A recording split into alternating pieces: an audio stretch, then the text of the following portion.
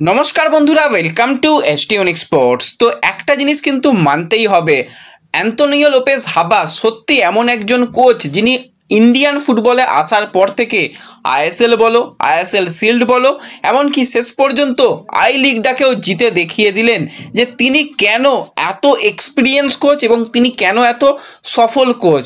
মোহনবাগান সমর্থকরা হাবাস দাদুকে প্রচুর ভাই মিস করে।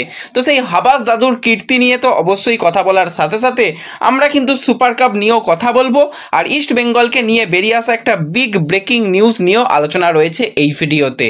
খুবই ইন্টারেস্টিং ভিডিও হবে, শুরু থেকে শেষ পর্যন্ত দেখো। আর ভিডিও ভালো লাগলে সকলে একটু লাইক শেয়ার করে দিও, আর যারা চ্যানেলে প্রথমবারের জন্য এসেছো মনে করে চ্যানেলটাকে সাবস্ক্রাইব করে নিও, তাহলে প্রিয় দলের খেলার সমস্ত আপডেট তোমরা এখানে পেয়ে যাবে। তো চলো আর দেরি না করে ভিডিও শুরু করা যাক। তো শুরুতেই যদি আমরা একটুখানি আজকের সুপার কাপের গুরুত্বপূর্ণ ম্যাচ নিয়ে কথা বলি। নিয়ম রক্ষার ম্যাচ হলেও কিন্তু আজকে ইন্টারকাসির মুখোমুখি হয়েছিল জামশেদপুর এফসি। তো এই ম্যাচটার দিকে নজর ছিল যে ইন্টারকাসি কীরকম ফুটবল খেলে, জামশেদপুর যথেষ্ট ভালো দল গঠন করেছে, তারা কি এই ম্যাচ থেকে জয় পায়? হ্যাঁ, আজকে জামশেদপুর সুন্দর একটা জয় পেয়েছে। ইন্টারকাসিকে 2-0 গোলে কিন্তু আজকে জামশেদপুর হারিয়ে দিয়েছে। আবারও কিন্তু গোল করতে দেখা গেল রাফায়েল মেসি বাউলিকে। তো পরপর দুটো ম্যাচে কিন্তু মেসি বাউলির কাছ থেকে আমরা দুটো গোল দেখতে পেলাম। তো এই জিনিসটা কিন্তু হয়, ইস্ট বেঙ্গল থেকে বিদেশি প্লেয়াররা অন্য দলে বেরিয়ে গেলে কিন্তু সেই প্লেয়াররা যথেষ্ট ভালো পারফরমেন্স করে। এর আগে আমরা ড্যানিয়াল চিমা চুকুর ক্ষেত্রে দেখেছি, সে যখন ইস্ট বেঙ্গল ছেড়ে জামশেদপুরে গিয়েছিল ব্রিলিয়ান্ট পারফরমেন্স তুলে ধরেছিল। আইএসএল এর শিল্ডও কিন্তু ওয়েং কোয়েলের আন্ডারে তখন জিতে নিয়েছিল। এবার কিন্তু রাফায়েল মেসি বাউলিও কিন্তু যথেষ্ট ভালো পারফরমেন্স করছে। এখনও মাধি তালাল খেলার জায়গাতে আসতে পারেনি, তার কিছুটা সময় হয়তো লাগবে, মাসখানেকের মধ্যে সেও ছন্দে এসে যাবে। তো তালাল এবং মেসি বাউলির জুটি কেমন জমে যায় জামশেদপুরে, সেটা দেখার জন্য কিন্তু আমি অবশ্যই অপেক্ষা করে থাকবো। তো আশা করছি মেসি বাউলির খেলা তোমরা এনজয় করছো এবং সে যথেষ্ট ছন্দে রয়েছে, দেখে ভালো লাগছে। হ্যাঁ, ইন্টারকাসি জামশেদপুর দুটো দলই পরবর্তী রাউন্ডে কোয়ালিফাই করতে পারলো না, ঠিক আছে, তারা যা খেলেছে ভালো খেলেছে। আমি তো বলবো ইন্টারকাসির খেলা আমার তো খুবই ভালো লেগেছে, যথেষ্ট ভালো তারা পারফরমেন্স করেছিল। নর্থ ইস্টের বিরুদ্ধে কিন্তু তারা একটা ভালো লড়াই দিয়েছিল, আজকেও জামশেদপুরের বিরুদ্ধে একটা ভালো লড়াই দিল, দেখে ভালো লাগছে।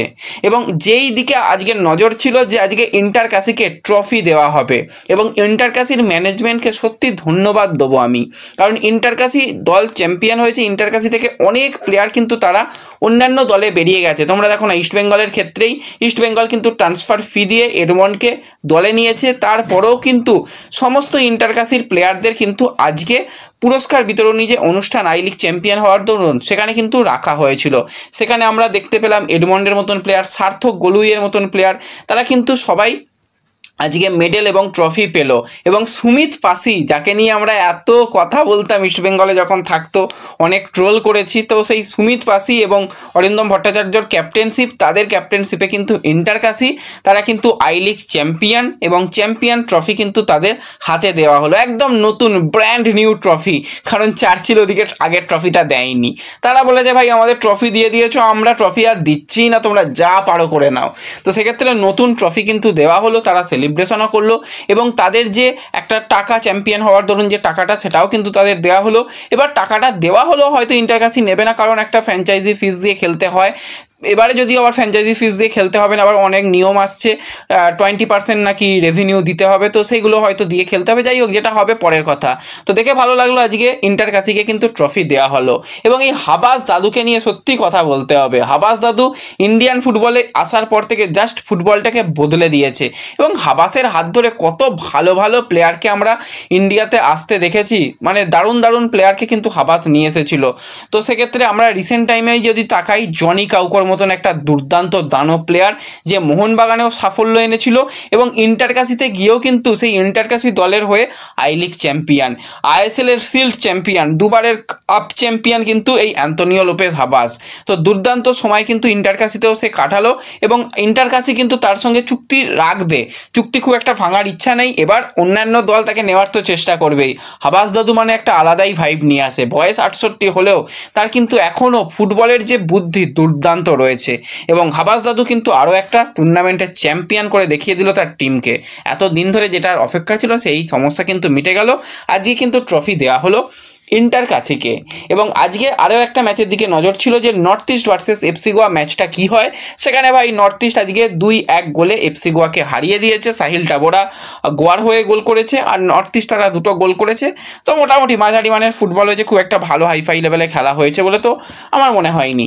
কিন্তু যেই দিকে নজর ছিল যে ইস্টবেঙ্গল মোহনবাগান প্লেয়াররা কি করে, তো সেক্ষেত্রে যেরকমটা জানা যাচ্ছে এবং ইস্টবেঙ্গল প্লেয়াররা কিন্তু বেশিরভাগ প্লেয়ার তারা কলকাতায় এসে যে যার মতন কয়েকদিনের ছুটিতে তারা চলে যাবে, কারণ সামনে খেলা নেই। এই যে গ্রুপ স্টেজের ম্যাচগুলো হয়ে গেলে সেমিফাইনাল হতে হতে নভেম্বরের প্রায় শেষের উইক এবং ফাইনাল হতে হতে ডিসেম্বর। তো সেক্ষেত্রে এই যে মাঝখানে 10টা দিন সময় রয়েছে, 10 দিনের হয়তো বিরতি, তো সেক্ষেত্রে যে যার দেশে ফিরে যাবে এবং বিদেশিরাও হয়তো পরিবারের সঙ্গে সময় কাটাতে ফিরে যাবে, ইন্ডিয়ান প্লেয়াররাও তাদের পরিবারের কাছে ফিরে যাবে। সেই মতন কিন্তু কলকাতায় সমস্ত টিম এসে গেছে। এডমন্ড কিন্তু ইন্টার কাশির ট্রফি নেওয়ার জন্য ছিল, আর কয়েকজন মোটামুটি এদিক ওদিক ছিল, বাদবাকি কিন্তু সবাই চলে এসেছে।